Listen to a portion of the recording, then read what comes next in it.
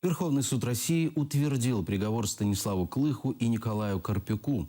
Заседание проходило в режиме видеосвязи. Подсудимые не видели зала суда. В мае этого года Верховный суд Чечни приговорил украинцев Клыха и Карпюка к 20 и 22,5 годам колонии строгого режима.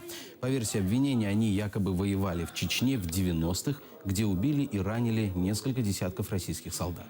В Москву на суд по делу Карпюка и Клыха приехала Надежда Савченко. Ее визит удивил адвоката Марка Фейгина и экс-политзаключенного Геннадия Афанасьева.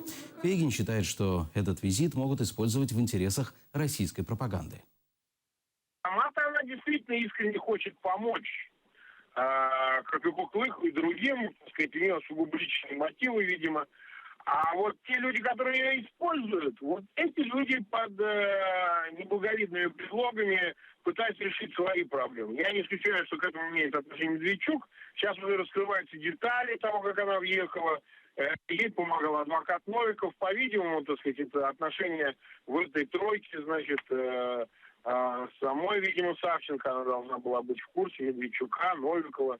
Они договаривались, в этом нет никакого сомнения. Этот вопрос решался наверху, потому что Савченко совсем необычный гость в России.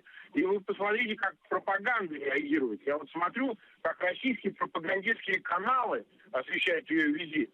Чуть ли не торжество свободы. Смотрите, как у нас все. По словам самой Савченко, она откликнулась на просьбу адвоката Ильи Новикова к журналистам, дипломатам и политикам поддержать Станислава Клыха і Николая Карпюка. Навіть якщо це буде вважатися політичним самогубством, навіть якщо я не повернуся з Росії живою, я все одно їду підтримати Миколу Карпюка, Станислава Клиха і всіх наших хлопців, які знаходяться в полоні Росії і борються за Україну. Я закликаю всі ЗМІ, українські, в кого є акредитація, закордонні, порядні російські, висвітлювати цей процес безчинства російського суду над українцями.